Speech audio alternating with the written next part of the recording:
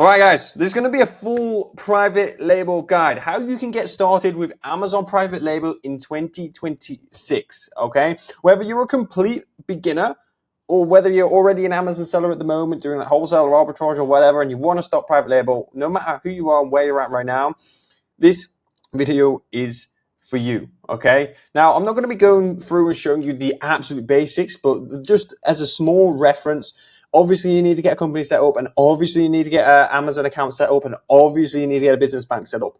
That's all I'm going to say for now. If you want help doing that, I've got a completely free guide. Just message me on Instagram or something and I'll send it to you, right? But ultimately, in this video, I'm going to be showing you the source, all of the source, right?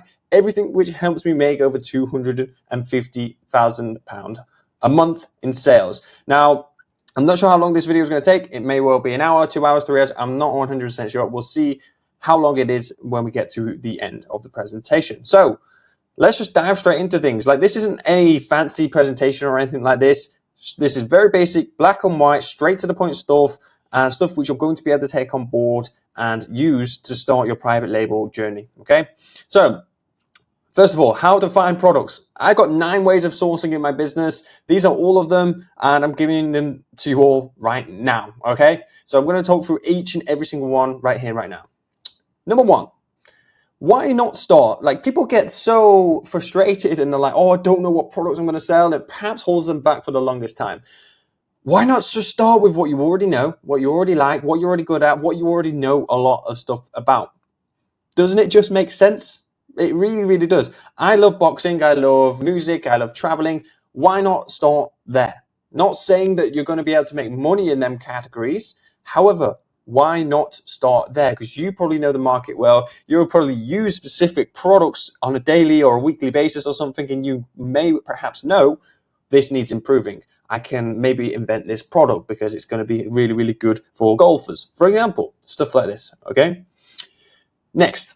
Number 2 way of sourcing and coming up with product ideas is just using software. So I put Helium 10 here, but wherever you use, whether it's Jungle Scout, whatever, right? You can use software. I put Helium 10 here, but you know what the biggest problem is? If you're using software, hundreds, if not thousands and thousands and thousands of other people are using the same software. So what is stopping them from sourcing and making the same product which you want to make?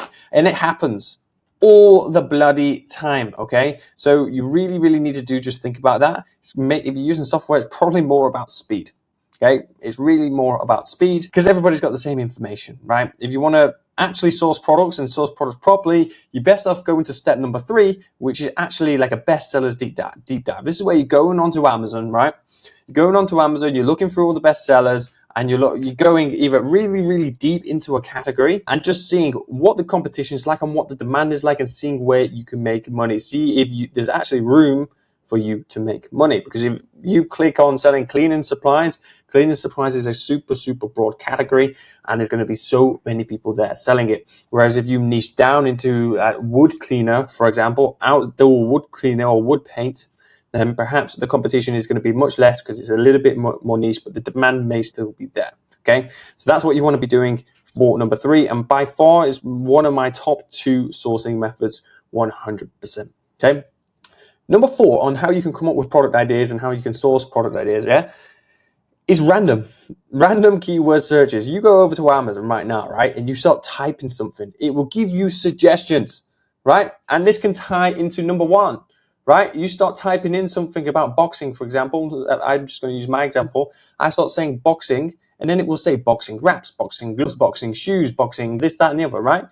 Boxing game, okay?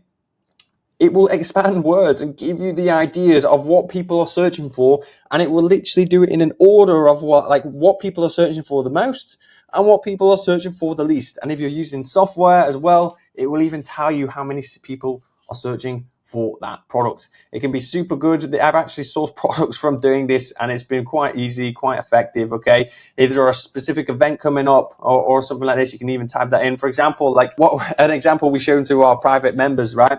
was IB for Final Boss. Yeah, I just typed IB for Final Boss in and shown my clients, and you could see like the things which came up after: Final Boss outfit, Final Boss glasses, Final Boss wig, and you could see the search volume for it accordingly. And there was people selling it, and there was people making money, right? So it's actually crazy. You know, random things can sell, and you can find these random things just by typing in random keywords, what's trending at the moment, and just going from there and seeing accordingly. Okay. Now, number 5.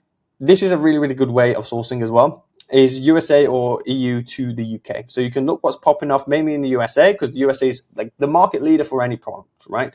Usually things just go super, super viral in the US. And then usually what you can then do is just replicate that exact thing in the UK. Okay. Now, quite a lot of the time, this is why it works so well. People in the US just sell in the US only. Some people do expand to the UK, but mainly they just sell in the US and the US alone. So you can actually just go and find the same product that they're selling and go ahead and bloody sell it in the UK. And it can be as simple as that. Okay, so a few things you got to think about, but it can be that simple. It really, really can. Number 6, right, is improving current things on the market massively. Now, some of these can link together. Like, for example, what you already know and what you're already like, what you're good at. Number 6 is like you can improve these things that you already know and things you already like, things that you already know about. You can just improve on current things which are on the market, right? So, for example, if you wanted to do something like, I'm not going to give an example, but if you wanted to just improve something that's on the market where you already know a lot about, or something that you use on a daily basis. Now, for example, I use my laptop on a daily basis. I may not like something about my laptop, right? I might not like the grip on the bottom. Okay, on the bottom, my laptop may slide. For example, it doesn't, but like let's say it does. I could then invent some rubber things on the bottom of my laptop. I may not like the laptop, but like I may invent some rubber things to make my current product better. Okay, accessories or a completely brand new product in and itself. So that's another way that you can come up with ideas.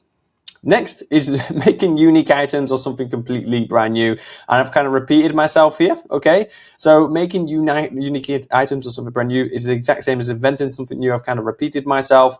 So basically, you as an entrepreneur, you as a private label seller, the beauty of it is you can just make something and invent something completely brand new, which is yours. Okay, whether it's a new design of something which already exists, or whether it's something completely brand new and innovative. Okay, for example, like the electric car, right? That just got invented, right? Not just now, but like it got invented whenever it got invented. Yeah, and an e-bike, an electric e-bike, e-scooters, right? These all got invented, and they didn't exist at a certain point in time.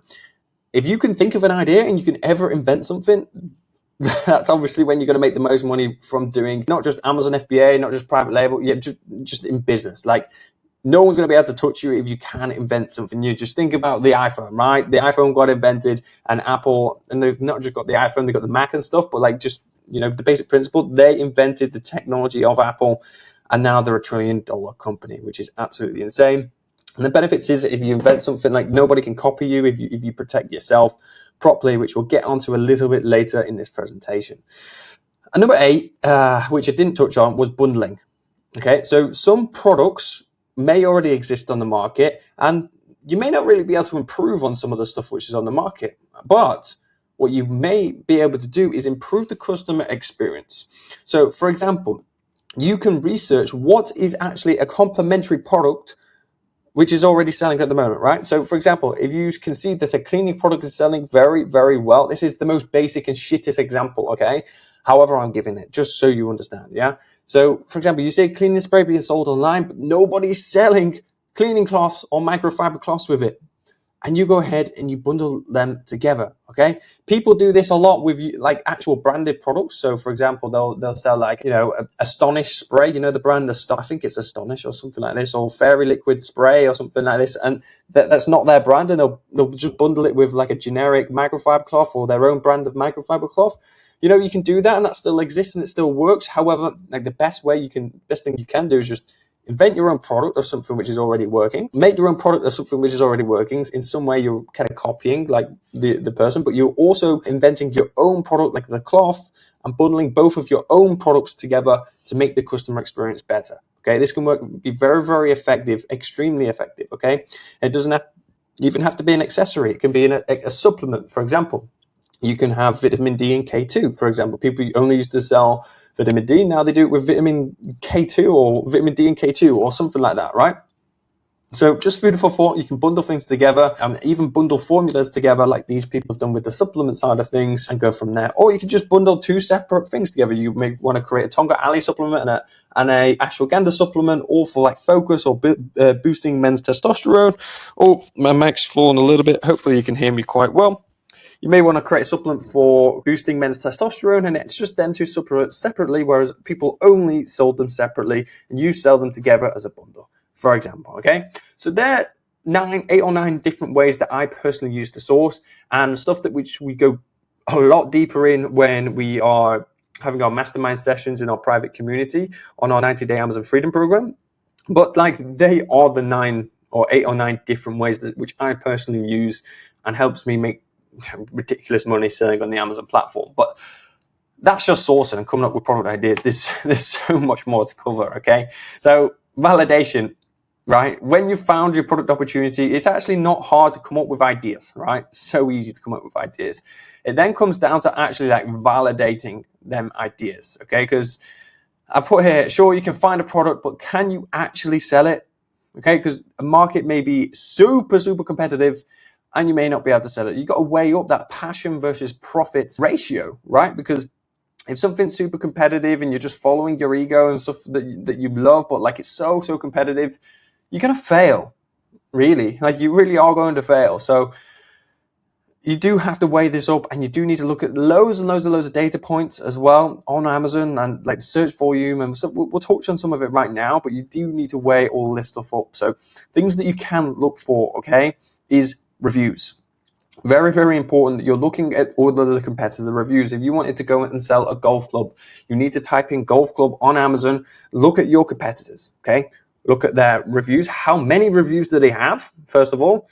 And also, what is the rating of them reviews?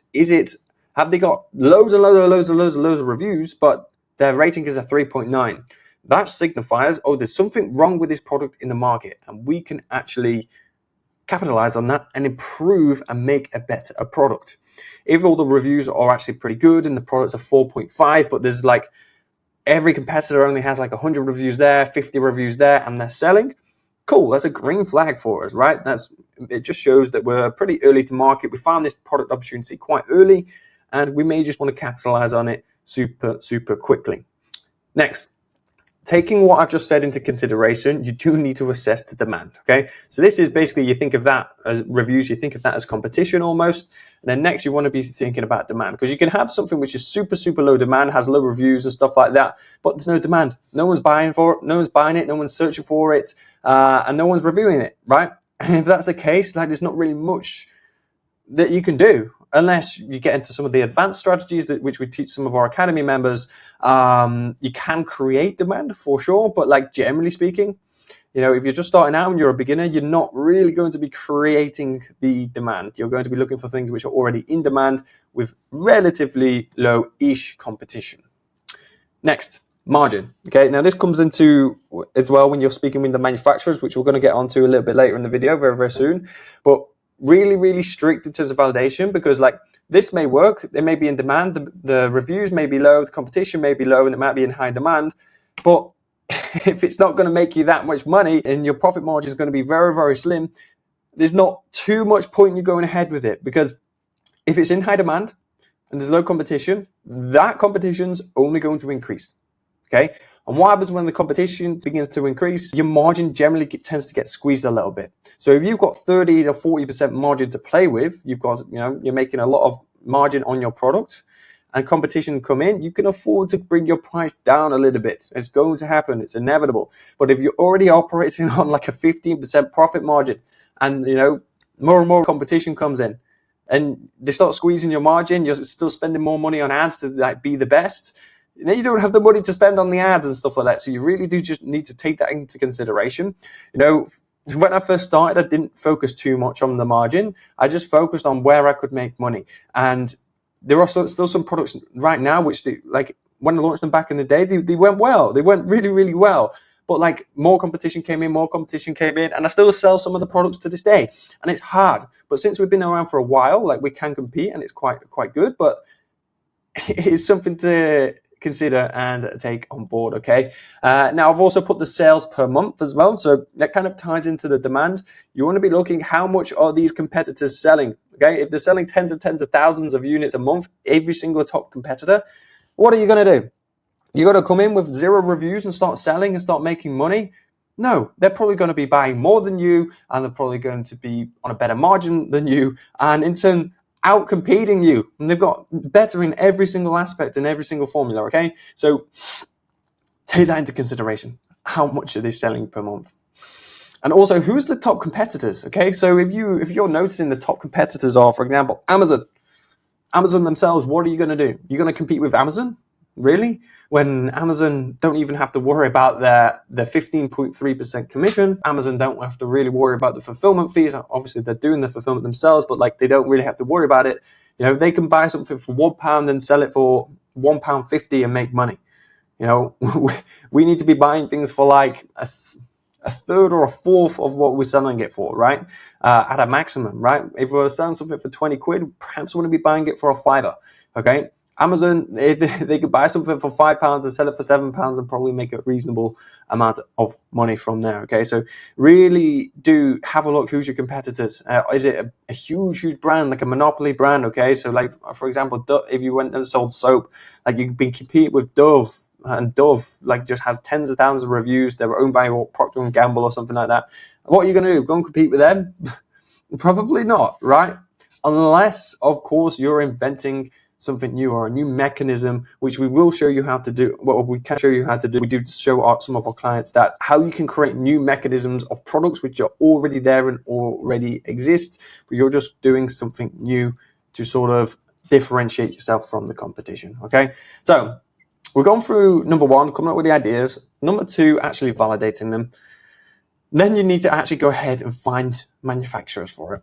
Okay, this is where it starts to get exciting. Okay, started to get things made. Now, there's several things that you have to look out for here so that you don't get burnt, and we're just going to get into it now. So first of all, looking for them. Yeah, you can look everywhere, anywhere in the world, right? You'll find manufacturers for not everything, but like you'll be able to find some stuff in Europe, in China, in Thailand, in the UK, in the US.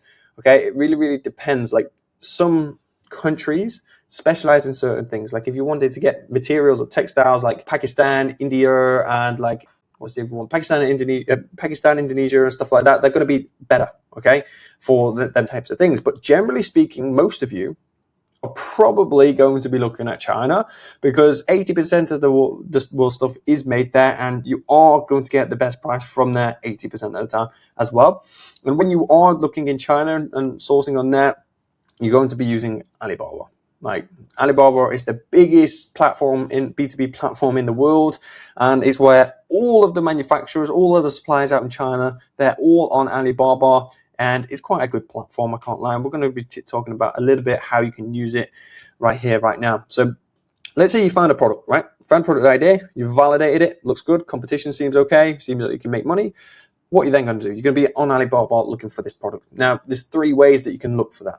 Okay, go over to Alibaba.com and you can actually just grab a screenshot of your competitor image and you can literally just search for it on Alibaba. Very easy, right? And sometimes the exact same products will come up. So sometimes you'll just screenshot one from Amazon, search for it by image on Alibaba, and like some like almost the exact same image. Sometimes the exact same image will be on Alibaba, which is actually crazy. You know, I'm not sure whether the people on Alibaba copy the people on Amazon just for sort of to try and get eyes on the stuff, or the people launching it from the suppliers on Alibaba are being lazy and just grabbing their images and using it on Amazon. You know, the latter, the second, is so stupid and so lazy from these from the sellers, and it just gives away your product manufacturer like that straight away. So just know that you can do that. You know, it'll even show things which are similar in terms of looks and stuff. It's an okay way to look for stuff, right? But I'd say it is limited-ish. You're going to get better results on the other 2. So you can actually just search for it by product. So if you want to just find this, like it's an aircon remote, if you want to type in air conditioner remote on Alibaba, they'll show up with various ones and go from there. And then finally, you can actually just search by manufacturer by, again, typing in the same keywords. You can just type in Aircom remote control on the manufacturers tab on Alibaba, and it would just show you a bunch of manufacturers which you can enter and go ahead and contact, right? But if you're contacting them by manufacturing and you've got a unique product, you've maybe come up with a new idea or stuff, you're going to have to be pretty specific with these guys on Alibaba or the manufacturers. If you're sourcing a product which you're kind of just buying and putting your label on it, you can just do it by product and by image quite easily. But also manufacturing can be extremely, extremely effective, okay? Next, right? When you start finding these manufacturers and stuff like that, you can get burnt, okay? I've been burnt in the past, but it's really, really important that you make sure that they are reputable, okay? Now, there's things that you can look for and toggles and filters that you can add onto Alibaba, such as like trade assurance, verified, and stuff like this. So trade assurance basically just covers your back, and verified means a third party has vetted that supplier specifically. So that could be pretty effective too, okay? Now, when you're contacting these guys, you're going to want to get like 10, 15, 20 or whatever, contact them. Don't be a rookie when you're doing it, okay? When you contact them, like, don't be like, oh, what's your best price and what's your minimum order quantity? Like, I don't know. I think they just receive that so much on a daily basis. Like, you're not really different now, right? So just don't do that, right? First of all, like, show them that you want to work long term and that you want to grow with them, and try and come across as like professional, okay? Ask them questions about them and their business. Do some like, they all have profiles on Alibaba. All of them have profiles on Alibaba. So why don't you just look at their profile on Alibaba, find out a bit more about the company, and compliment them about that first. Then ask them certain questions, okay? And also show that you're looking for a long-term partner for XYZ product. And then you can get into the pricing, right? Like, for example, I've said here, find out things like, where do they currently ship? Like, if they're shipping all of their stuff to China only, like they're Chinese and they're sending all of their things to China, like, they're probably not going to be the best supplier for you and your business in the UK, okay? It's probably not going to be the best. However, if you speak to them, they say they ship to the UK every single week, pretty good, right? Pretty good. And it's always good to ask them, like, who they service. Some of them will just tell you, oh, we service Asda and stuff like this, or we service B&M and all that crap, okay? Some of them will tell you, some of them won't, but it's really, really good to know and maybe ask, just so you get a reference. Because you know some manufacturers selling to Asda, then they're probably going to be a half decent supplier, because they think the strictness of Asda and stuff like that is going to be pretty high, right? So it's also important to know who you're speaking to, as there's two types of people that you can speak to on Alibaba. Number one is a trading company. A trading company, basically like wholesaler or something in the UK, right? They sell loads of different things. Like, they may specialize in a niche, okay? So they may specialize in like fitness equipment, but they may sell like dumbbells, they may sell barbells, they may sell wraps for lifting, they may sell exercise bikes, they may sell a load of things, right? So that's a trading company. They specialize in niche and they're just selling loads of different products, but they work directly with the manufacturers, okay? Manufacturers, on the other hand, they're just like manufacturers, as it says on the tin, and they perhaps may only specialize in manufacturing dumbbells and dumbbells only, okay? Maybe a tiny bit of barbells and stuff like that as well, but like, they may just specialize in one specific thing in that sort of niche. Now, there are benefits and advantages of working for both. Like, a lot of you may be like, oh, I just want to work with manufacturers only because I'm going to get the best possible price. Sure, you're right in some ways there, but there's honestly huge advantages of also working with these trading companies as well, because, for example, they usually have better English, usually have better relationships as well with the manufacturers. So sometimes, actually more than half of the time, especially if you're new, you'll probably speak to a manufacturer, speak to a trading company. Trading company will maybe give you the same price, if not better price, than the manufacturers would directly. Okay, well, I just went a bit ahead of myself there. So yeah, something to take into consideration and stuff like that. So once you've done everything in the prior slides, okay, only then ask for the price. So you've spoke to them, you've read about their company, maybe complimented them, ask them if they're a trading company or manufacturer, who they service, what their capabilities are, how many staff members they have, all that crap, yeah? Only then just sort of go ahead and ask for the price, okay? And then you can gauge the market. Now, when you speak to all these guys, you're probably just going to send the same message to all of them, but the same process is going to follow, like nurture them and, you know, and all that stuff, like I've just mentioned, okay? But when you've done everything on the price lines, only then ask for the price, and then you can gauge the market. If 5 different suppliers come back and say it's $10, okay, cool, it's great. Like, we have a good indication that this product is about $10 and maybe they can get to 9 maximum or something like that, okay? Whereas if they come back and then they say, right, one's $20, one's $15, and let's just say one's $20 and the rest of the 4 are $15. You know, probably the one at $20 is it just trying to rip you off or trying to get some extra margin, so you're just going to drop them, say bye-bye to them. Or you may see differences in prices, maybe due to quality and materials that they use, and maybe even where they're from as well, because that can play a factor too, believe it or not.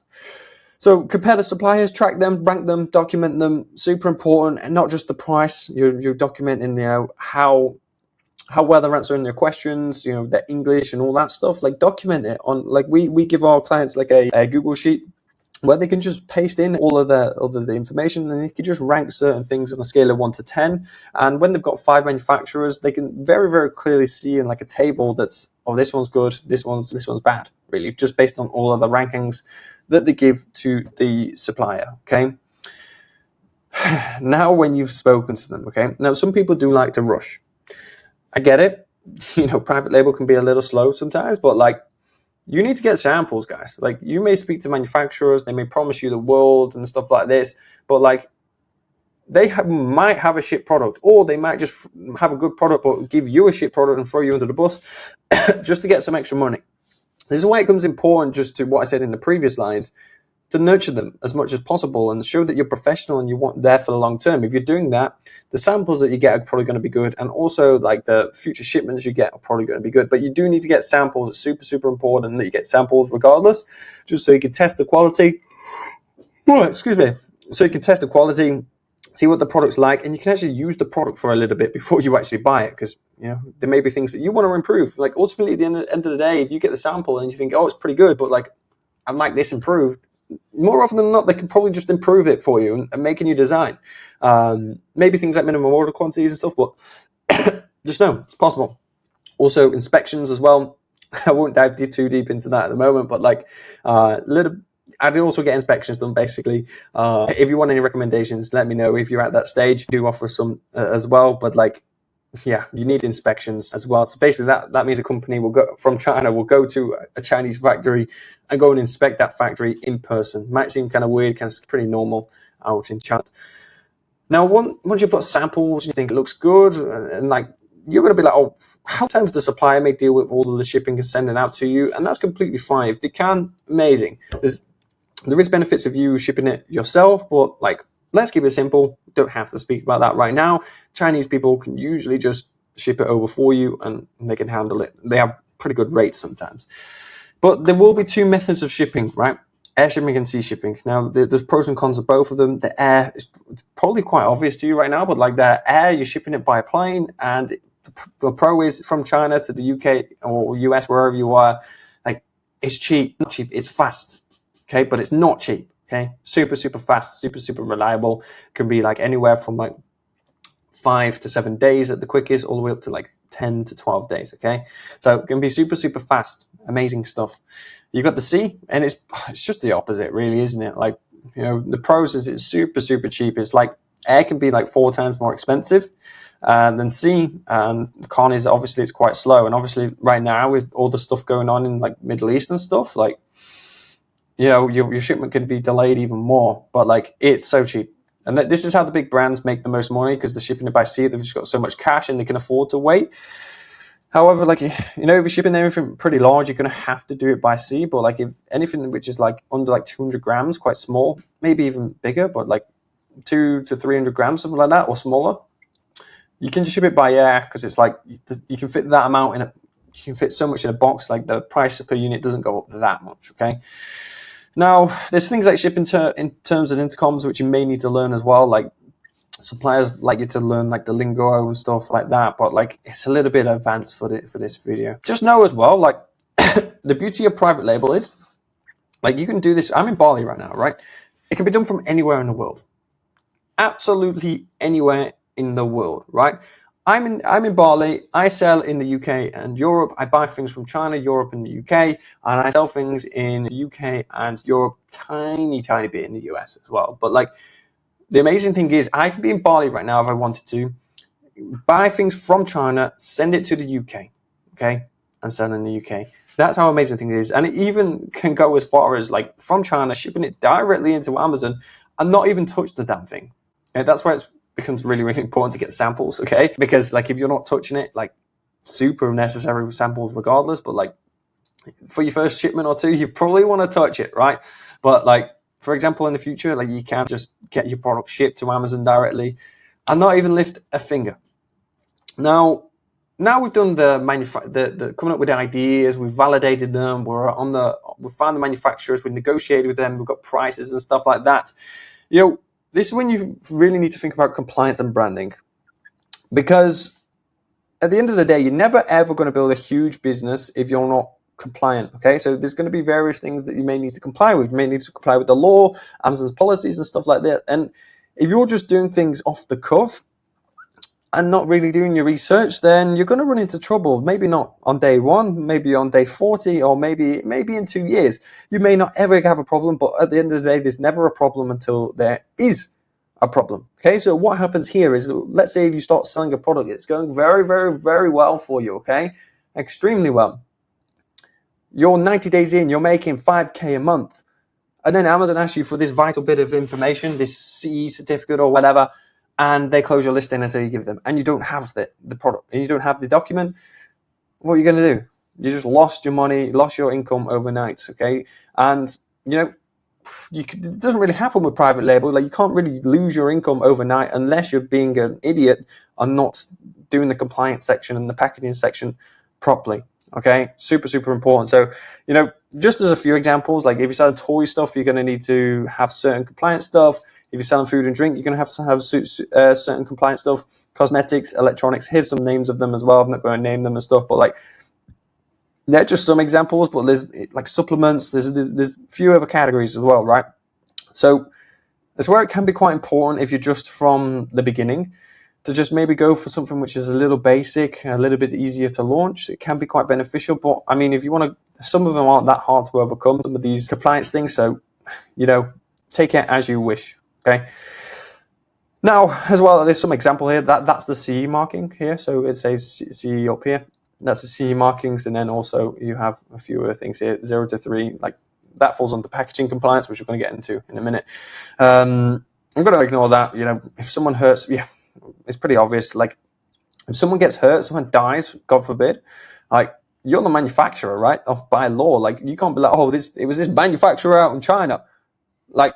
What are they going to do? It happened in the UK and you imported it and you sold it. You're the manufacturer. Okay, so really, really important that you get this right. Okay, and, you know, we speak about this a lot in our program because it's so important. Now, there's things that you can do like testing and stuff. When should that be done? Before you order 10,000 units. Obviously, you're going to do the testing before that. Okay.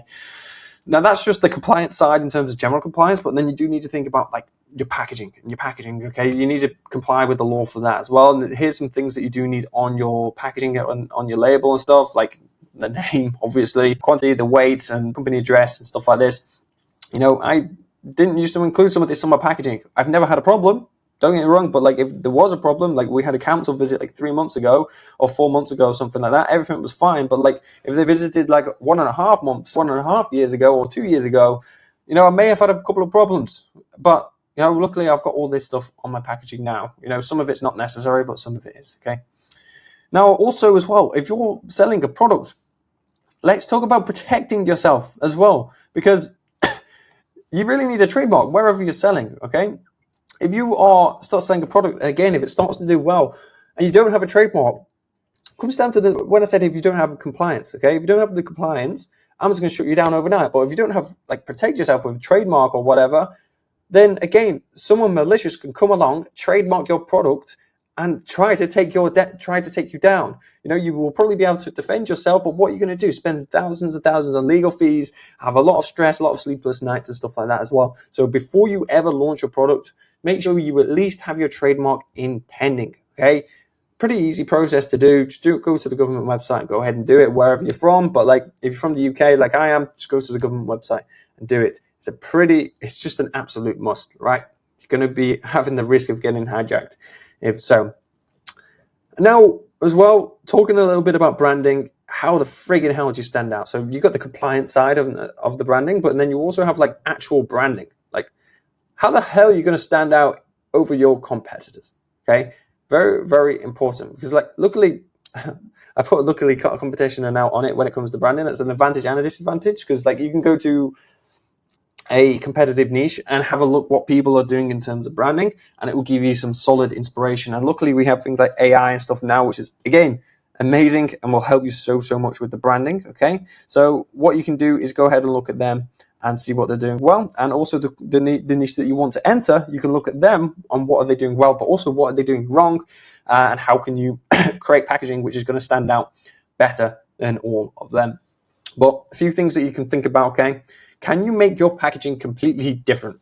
For example, grind coffee, okay? Made pink packaging for coffee. Canned water, what was it? Liquid Death. Built a multi-million, maybe billion-pound company, dollar company, just from putting water in a can instead of a bottle, and like combining that with it being good for the environment and all that stuff. Can it be a metal tin instead of plastic? Well, my English messed up there. Not ideal. Next, sell the benefits and not the features. Super important. So for example, a lot of people like to just put features on their on the product and on their packaging. Like they'll say, oh, it includes the ashwagandha. Like, why? Who cares?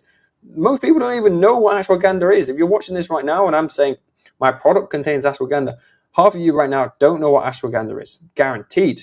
Okay, but if you do, great. But like still, it doesn't give me much benefit. But if you say better cognitive function, but then you just have ashwagandha on the ingredients on the back, or you have in bold and front better cognitive function, which is what ashwagandha is meant to do in some way, then that's a lot better, and it speaks to your customer a lot better. Okay, try and show the ideal outcome in an image as well, which is very important, and also get to know who your ideal customer is. Try and resonate with them. Okay, again, very important bits of information. Resonating with who's going to buy a product, what do they do, how do they behave, what are the emotions that they are feeling, what are the current pain points that they're having and stuff at the moment. And also, just one thing to note, brand values, brand story be any other brand. Think of Chris Williamson, for example, and James Smith, who brought out Newtonic. They were the face of the brand, and they're not just another brand. There's a brand ran by them and their faces of the brand. Even Prime, KSI and Logan Paul, right? May not be a good product. I personally don't like it. But like, for example, they grew so fast, so quickly, and such a big company in a short amount of time just because of them being the face. You won't be able to be the face of it, unless you've got hundreds of thousands of followers, but like you can do it on a smaller scale. Okay. You can put your entire story to the brand. Okay. Now, I spoke for a lot of time here, okay? Not everything that I've just spoke about there is like 50% of it, but like this is the last thing that I'm going to speak about, and it's the next 50%, okay? So this is when things start to get juicy, okay? So we spoke about how to come up with the ideas, how to comply, how to find the products and get it made, how to actually get it made properly and not, comply with the law, get it branded properly and stuff like that. But now, like, we've ordered the product, we've got it with us, like now it's time to launch the product. Now this is where it can be make or break, but if you've done all the research beforehand and followed everything, then usually, for example, if you're following our 5-step framework, which we teach people, like usually like you've done a lot of the legwork, now you just need to launch correctly, and when you do all the things that I'm about to speak about now, things just naturally fall into place, and you naturally just start making money, and you're naturally profitable pretty damn quickly, okay? So launch time.